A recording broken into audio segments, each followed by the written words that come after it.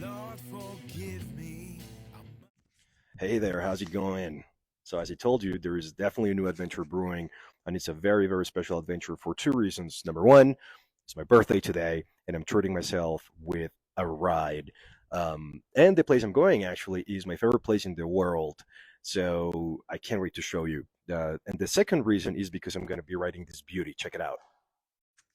This is my brother's Royal Enfield GT Continental 650. And he was very kind to let me ride it, and I can't wait to hit the road and show you where I'm going. It's going to be a 3 hour ride, so not too long. But I'm curious about the traffic where I am. I'm in Bogota right now, so we'll see how it goes. And here we go. This is the neighborhood where my mother lives. It's quiet, not a lot of traffic. And speaking of traffic, I've been always very curious about the traffic in this city. So let's see how it goes. Because we're very close to Christmas, I don't really expect it to be super busy, but we'll see. It's always kind of a hit or miss here with all this traffic.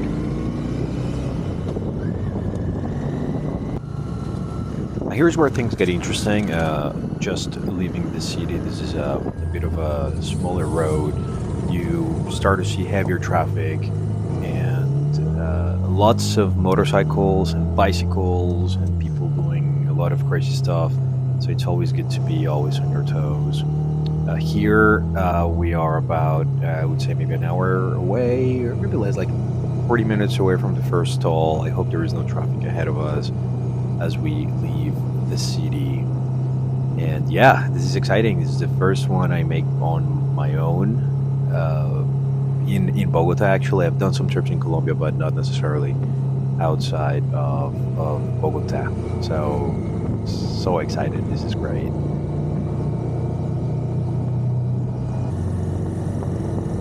And this is one of my favorite parts of riding in Colombia. Actually, really wanted to show you this. This is a toll booth.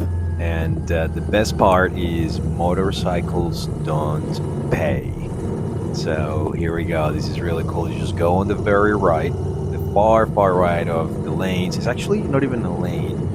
And you just go in this little lane here. This one is a little narrow. So just making sure that you don't hit anything. There's a few speed bumps there to make sure people don't go flying. But yep, this is it. No toll booth for motorcycles. I love it. So cool.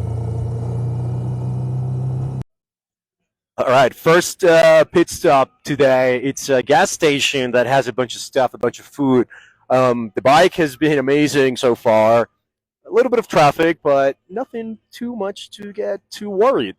And yeah, I'm so sorry about my voice. I'm trying to battle this cold, but I do think that this ride is gonna make me a lot better. All right, let's carry on. As we continue the ride, the first landmark I get to see was El Alto del Vino, which is the highest place of the ride. Sits at about 9,350 feet. That's about 2,850 meters above sea level. And it's really cold up there, really, really cold. And there was a lot of fog coming in. And I don't know about you, but I don't necessarily believe in signs, because if I did, what I'm about to see would have had some weird effect in my mind. And so this happened as I started my trip, and I really wonder what this person was thinking and doing to end up like this.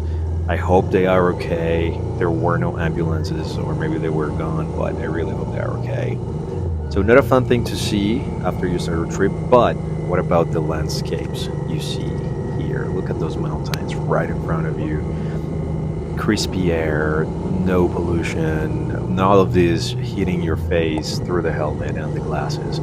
It was definitely an amazing experience to be here on the road in my home country, which is something I always wanted to do, but I, for some reason, always kept postponing it. And yes, it's not necessarily the hardest road because it's a highway, But as I said before, you have to be always on your toes. There is a big amount of people doing things like crossing lanes without looking. And, you see dogs, and you see a lot of people on motorcycles, small cylinder motorcycles, carrying, I don't know, TVs or furniture and stuff like that. And you have to be really careful. But the nothing beats the view here. The mountains are just gorgeous, gorgeous, gorgeous, gorgeous. And so here you have to go down. You climb down quite a lot, actually. So until you reach to a point where, I mean, here is still a little cold, but you keep going down, and it's still very green. You're going to see a little bit of a different landscape a little further down, but it's amazing. The views are just amazing. And I was really hoping it didn't rain, and it actually did not rain. So I guess I am very lucky.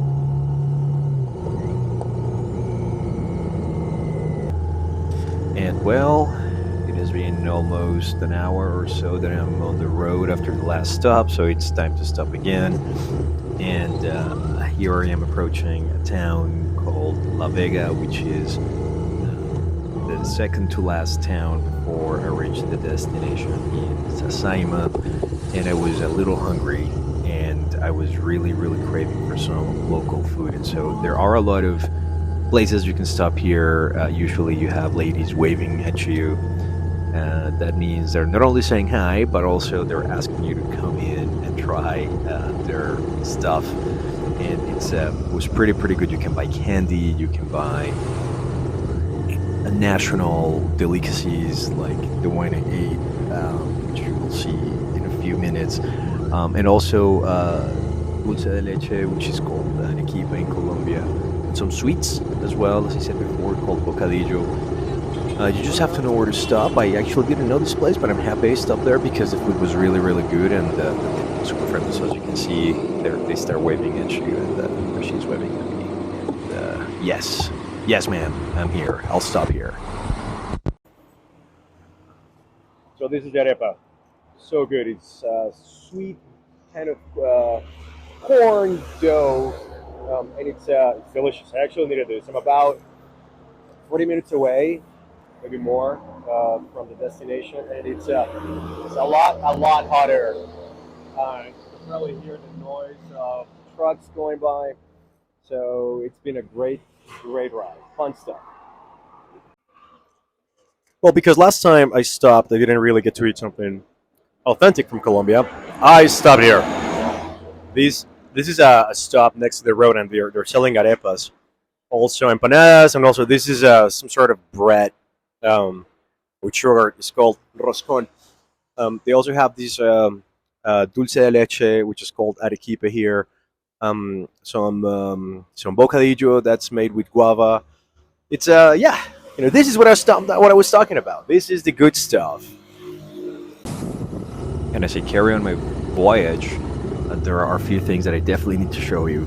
So this, for example, this guy being towed by this truck. I mean, being towed is kind of an understatement. He's just hitching a free ride there. And look, I never judge, but that is extremely dangerous. I don't know, something can happen. The guy can fall.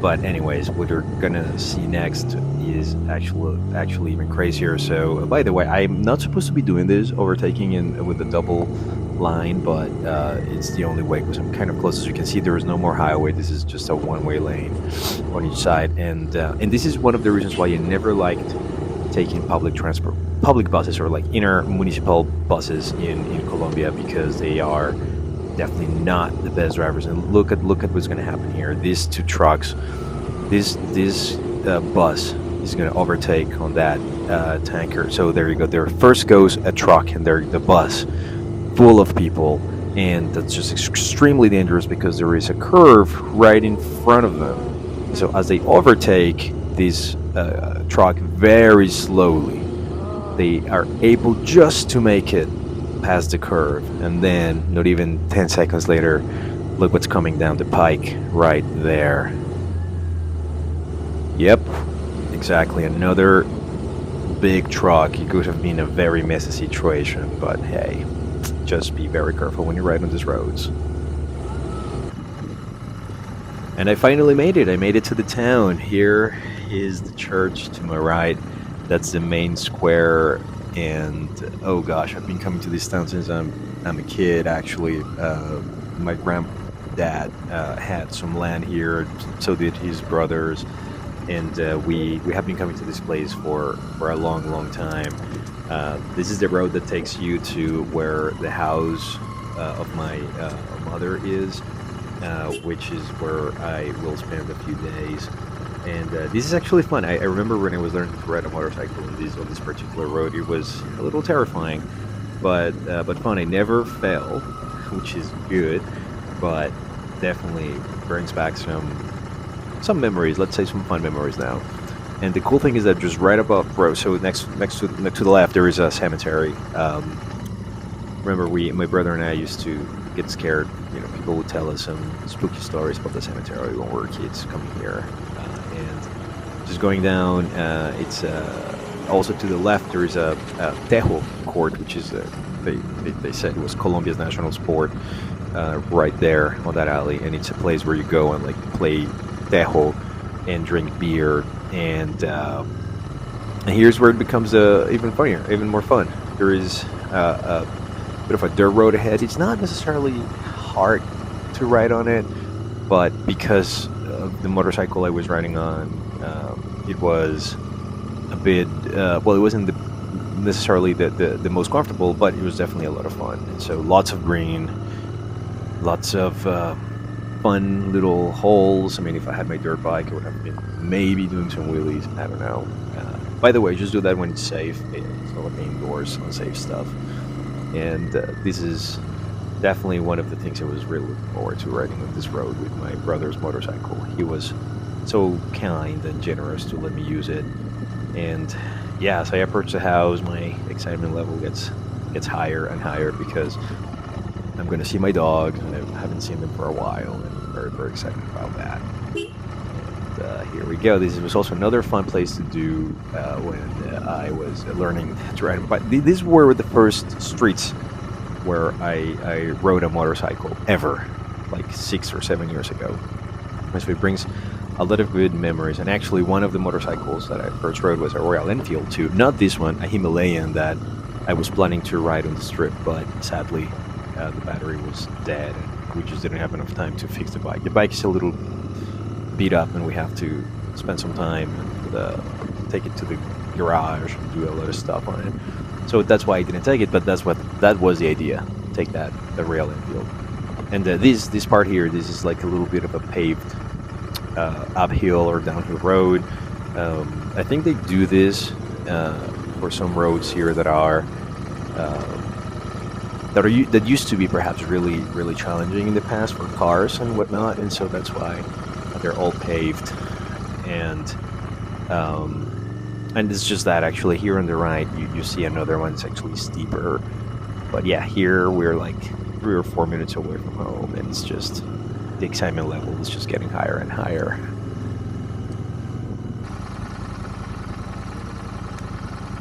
And I am here. I can't believe it. This is amazing. It's been maybe 3 or so hours on the road, and there comes Lucia and her dog Tyler. That's not one of my dogs. That's Lucia's dog. She's our caretaker. And here I go. I'm really excited. It's been maybe 7 months last time I came to Las Marias, which is, as I said before, my favorite place in the world. Here we go. Yeah.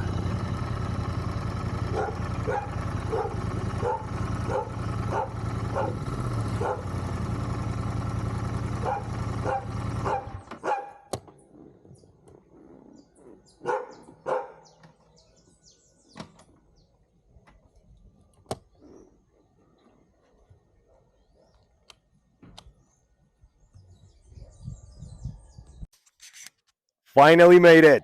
Wow, what a ride. It was intense, especially the last part. Lots of trucks and a lot of trucks doing stupid stuff. But I made it. Now, let me show you why this is my favorite place in the world.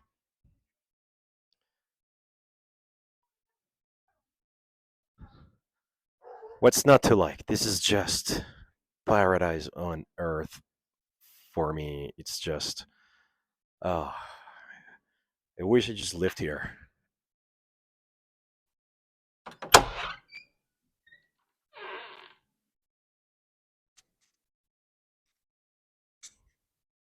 go this way. Let me show you the living room. This is where my brother and I will be playing FIFA later tonight. Let's see who wins. Last time, actually, I won. It's usually me winning. Kitchen here. That's my brother.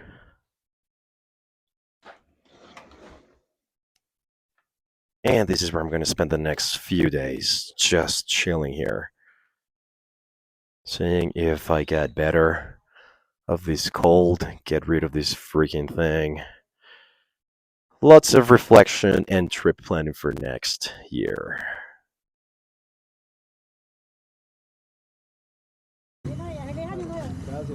And because all good things must come to an end, this is when I leave this awesome place and making my way back to Bogota, the capital, to spend my last few days before heading to Brazil to spend the New Year's over there.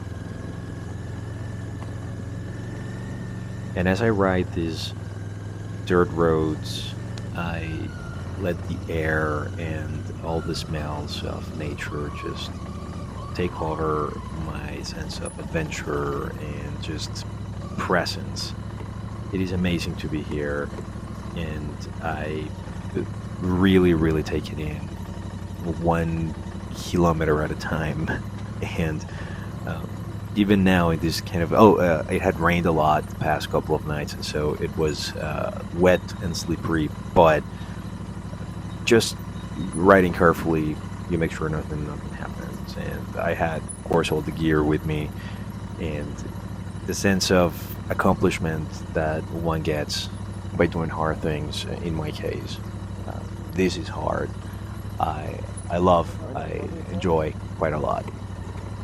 And so making my way back to the town where I'm going to stop to buy one of my favorite delicacies of Colombia, of this region in particular, which is something called panelitas. It's made with sugarcane and milk, I believe, and it's absolutely delicious.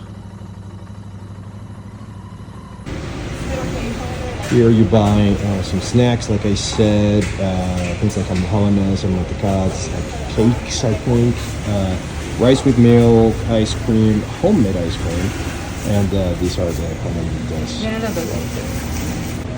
These are the panelitas. This is made with panela and I think sugar too. Pretty good. It was, I think, like $7, not even $4 or $5 maybe. Yep, all good to go. And with the panelitas in my backpack. Actually, no, I'm kidding. My mom took him. She's in the car with my brother right in front of me. I make my way back, escorting them, kind of, to Bogota. And it is a hotter day. There is a lot of traffic, but look at the views again. It's just amazing. Riding in Colombia, it's beautiful. We're riding essentially in the Andes, and it's great. It's warm and it's pleasant. Of course, there are some things you have to be mindful of on the road, but nothing beats these for real. It's truly amazing. Pick up the keys and I decide to roll. Key West, 9 to 5. I know it'll be alright. Yeah. I keep driving down, so I'm driving down. Key West, 9 to 5. I know it'll be alright. Yeah. I keep driving down, so desperately seeking better how. Hard time must stop big thing after all these lonesome fights. Why can't she see me and feel my pain? Why can't she help me to remove these chains? Am I the one to blame for getting this cold and dwelling? One of my favorite things about going back to Bogota is the views. You don't get to see these kind of views when you're going downhill, but when you're going uphill, you get to really see how magnificent the Andes and this mountain range actually is. And it's simply breathtaking. It's just beautiful. It's definitely one of those places that you'd want to take your time and maybe stop. I don't have a drone, but if I had a drone, I would have taken some shots. But it's just breathtaking. Really, really amazing. Really puts things in perspective and grounds you and makes you feel grateful for what you are, and especially not regret the decisions that you've made. In my case, starting to ride a motorcycle, I think, was one of the best decisions that I could have ever made in my life, because I get to see this, and the sensation is a lot different than when you're in a car. It's freedom. It's the air hitting your face. It's the fresh air hitting your face, I should say. It's just amazing. It's just amazing. Wow, what a sensation. Getting this cold and dwelling in the past, carrying out. Maybe if I do get away from all these hassles, body and the stage, make away these shackles. Things that can be stolen. I'm losing control of myself, of my life, of my soul. So far away from home, so the dude has left the home. So I pick up the keys and I decide to roam. Key West, 95. I know where the ride is. I can't drive it down, so I'm driving down. Key West, 95. I know where the ride is. I can't drive it down, so I'm driving down. Key West, 95. I know where the ride is. I can't drive it down, so I'm driving down. Key West, 95. I know where the ride is. I can't drive it down, so.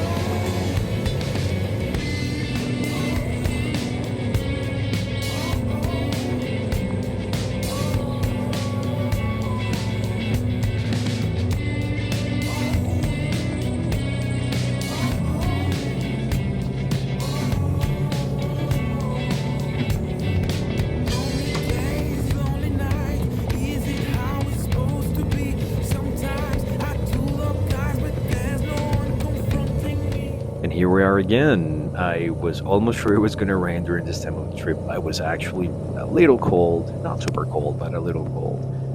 And as you can see, we're closer to the clouds as we approach El Alto del Vino. Let's not forget, it's 2,850 meters or 9,350 feet above sea level, so it's quite high up there. You don't really get altitude sickness because you don't spend a lot of time there, but yeah, this was the end of the trip.